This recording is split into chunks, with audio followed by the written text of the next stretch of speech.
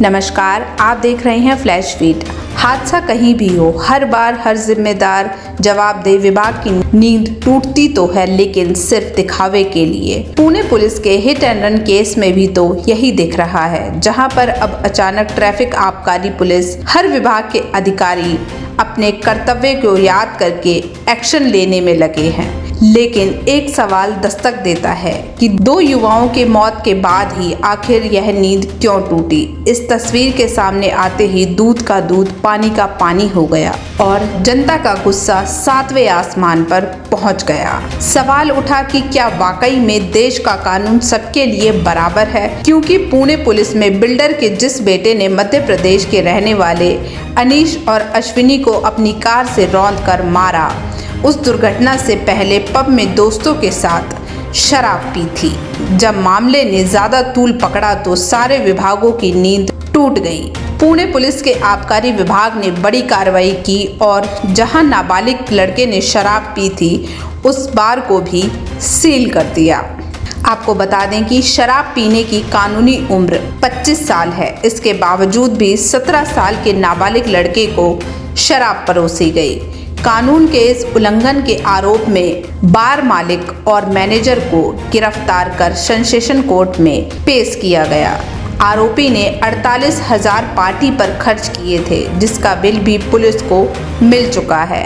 आबकारी विभाग ने बार में शराब की बोतलों के अलावा कई दूसरी चीजें भी जब्त की हैं। आबकारी विभाग की तरह पुणे पुलिस अब जगती हुई दिख रही है और उसने आरोपी के बेल के खिलाफ ऊपर अदालत में भी अर्जी दी है और कोर्ट से आग्रह किया है कि वह आरोपी को बालिग मानकर उसके खिलाफ आपराधिक मुकदमा चलाए। और उसके अलावा पुलिस ने इस आरोपी बिल्डर के पिता को भी गिरफ्तार कर लिया है। ये केस एक अत्यंत हीनस और ग्रीवियस केस है और इसमें आरोपी जुवेनाइल जो है, इसको एडल्ट की तरह ट्राई किया जाए, जो कि लॉ में प्रावधान है। उसकी एप्लीकेशन को जो लोअर कोर्ट ने डिसअलाउ किया था, उसके विरुद्ध हम अपील में गए हैं और हमें विश्वास है कि उसमें हमें फेवरेबल ऑर्डर मिलेगा। अब सवाल यह उठता है कि जो एक्शन अब पुणे पुलिस अब ले रही है, वो पहले क्यों नहीं लिया गया। तो क्या माना जाए, यह सारी की सारी कार्रवाई अपनी गलती को छिपाने की कोशिश करने के लिए की गई, क्योंकि इस मामले के तूल पकड़ने के बाद ही सभी विभागों को अपनी जिम्मेदारी याद आई। दो लोगों को बेरहमी से कुचलने वाले नाबालिग पर शिकंजा कसा गया। साथ ही आरोपी को दुर्घटना के बाद नाबालिग जब थाने में पहुंचता है तो उसके लिए बाहर से पिज्जा और बर्गर ऑर्डर किए गए। हालांकि पुलिस ने इससे भी इनकार किया। वहीं महाराष्ट्र में विपक्ष के नेता पुलिस आयुक्त को निलंबित करने की भी मांग कर रहे हैं। पुलिस कमिश्नर को सस्पेंड करिए। उसने आरोपी को बचाने की कोशिश की है, उसको 2 घंटे में बेल मिलता है। हाँ, उसका रिपोर्ट मेडिकल निगेटिव आता है। जो शराब पिया है वो वीडियो सामने है, कौन मदत कर रहा है। अतिशय स्पष्टपणे हा मुद्दा मांडलेला आहे आणि याला ॲडल्ट ट्रीट करा। आणि हे अत्यंत आश्चर्यकारक आहे की जुवेनाईल जस्टिस बोर्डने जी काही भूमिका घेतली ही मला असं वाटतं की नागरिकांच्या आणि शासनाच्याही मनामध्ये प्रश्नचिन्ह निर्माण करणारी आहे। तात्काळ या संदर्भात वरच्या कोर्टामध्ये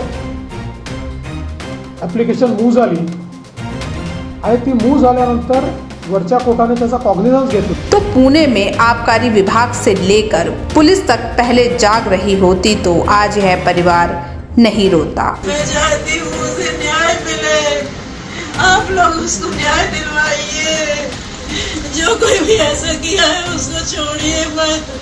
मेरे बच्चे के साथ में जो कोई गलत किया है उसे अंदर करिए, उसे भी कभी भी मुझे बाहर न करें। मुझे न्याय दिलवाइए आप लोग। हम तो सदमे में हैं। हम तो आज भी यकीन नहीं कर पा रहे, अभी भी यकीन नहीं कर पा रहे कि बेटी नहीं रही करके। बहुत ज़्यादा धक्का लगा।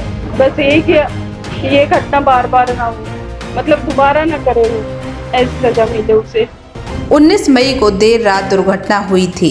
इसके बाद 6 घंटे से भी ज्यादा का वक्त बीत चुका है, फिर भी अभी तक आरोपी की मेडिकल रिपोर्ट नहीं आई, जिससे पुणे पुलिस पर लगातार उंगलियां उठ रही हैं। बस ड्राइवर, ट्रक ड्राइवर, ओला, उबर, ऑटो ड्राइवर्स अगर गलती से किसी को मार देते हैं तो 10 साल की जेल में सज़ा हो जाती है और चाबी उठा के वो फेंक देते हैं। मगर अगर अमीर घर का 16 साल का 17 साल का बेटा पोर्श गाड़ी को शराब पी के चलाता है और 2 लोगों की हत्या करता है तो उसे कहा जाता है कि ऐसे लिख दो। ऐसे ट्रक ड्राइवर से, बस ड्राइवर से क्यों नहीं लिखाते? उबर ड्राइवर, ऑटो ड्राइवर से क्यों नहीं लिखाते? नरेंद्र मोदी से पूछा गया कि 2 हिंदुस्तान बन रहे हैं, एक अरबपतियों का, एक गरीबों का। उनका जवाब आता है क्या मैं सबको गरीब बना दूं? सवाल ये नहीं है, सवाल न्याय का है। अमीरों को, गरीबों को, दोनों को न्याय मिलना चाहिए। न्याय सबके लिए एक जैसा होना चाहिए। इसीलिए हम लड़ रहे हैं, अन्याय के खिलाफ लड़ रहे हैं।